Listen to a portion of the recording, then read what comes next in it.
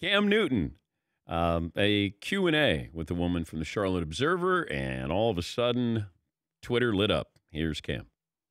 Cam, I know you take a lot of pride in seeing your receivers play well. Devin Funchess has seemed to really embrace the physicality of his routes and getting those extra yards. Does that give you a little bit of an enjoyment to see him kind of truck sticking people out there? It's funny to hear a female talk about routes. Like,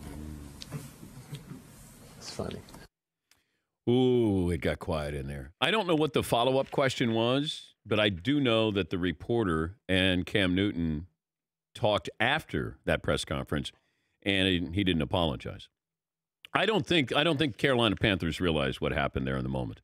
The NFL did. Carolina Panthers did not. And Cam Newton, I don't know if he's fully grasped what he was saying or how he was saying it and why Twitter lit him up. Yeah, Paulie. You know, it's obviously unnecessary what Cam said. No one could agree with it. But there's nothing in the question that was, sometimes I think professional athletes don't like when media members who haven't played before kind of question strategy and questioning. But I didn't even hear her doing that. She's like, isn't it great to see Devin Funchess kicking butt out there? Running these routes. Yeah, it wasn't like, hey, Cam, on your 3-step drops, are you really reading your coverages and going through your progressions? I've seen athletes yell at reporters, men and women, before. This wasn't that. Well, they usually get the you never played, either the look or they're actually say you never played the game. I remember the great coach, Hall of Famer Jack Ramsey. I said, I want to ask Pat Riley something, NBA Finals. I said, I want to ask Pat Riley a really good question. And so here's Jack Ramsey, one of the great coaches of all time, saying, ask Pat Riley about this. So we're all gathered around Pat Riley, podium there, and I said, Coach, I asked him this sort of intricate basketball question, and he didn't answer. And I went, wow. Because it was almost like it was beneath him that he was going to, I think he thought he was going to teach me how, something about basketball, when I just wanted something that kind of, I don't know, made him pause, made him think about something and not give you these robotic answers. Yes. Right. Like, she wasn't being critical. She wasn't being, there was absolutely no reason to have that kind of reaction. There was that, other than you're just kind of a jerk. And like, as a Cam Newton fan, and I'm usually a defender of his, it was like, wow, what an ass to act that way. Yeah, Fritzy. What made it worse was he did the dab and did the Superman thing right after making that comment. That just kind of piled on a little bit, don't you think? That wasn't necessary. But I understand the outrage on Twitter. I understand why. And not just women, but everybody. People who cover the sport. And then, then all of a sudden this becomes, that women have to defend, their jobs. And that's what's the unfortunate part of this is now all of a sudden you have to validate covering the NFL. Do you know what covered 2 defense? There are women who, Amy Trask, who used to work for the Raiders, who works for, I think, CBS, she's a front office executive, knows football.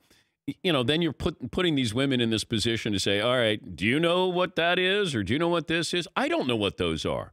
So for Cam to look down upon her, and that's what it was, to say, that's kind of cute, that you're talking about that. Yes, I'll bet most of the men asking questions in that press conference never played football either. No. Well, even if you played in high school, that doesn't mean that they'll allow you to be on their platform. There are more dudes getting mileage out of a year of Pee Wee League football. Because I played. Like, no, you didn't. You were a kid. Yeah, Paul. If you're Cam Newton, how do you deal with that when it comes up in the next Q&A? I think you got to be really contrite and understand exactly what you said and how you said it, who you were saying it to, because you're being unfair to her. Like, it's kind of cute that you're talking about like a route tree that the receivers run. She wasn't even getting that deep into what Devin Funchess is doing.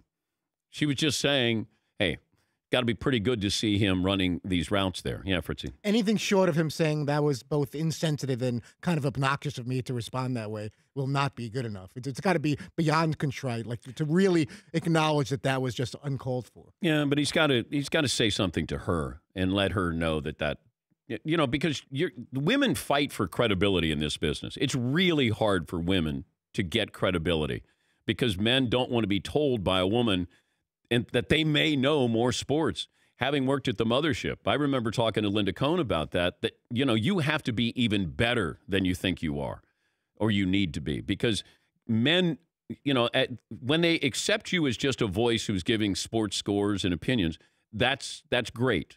But that you have to work hard to get that, because men will just say, I don't want a woman telling me, or she doesn't know more than I do. It happens. And it's unfortunate.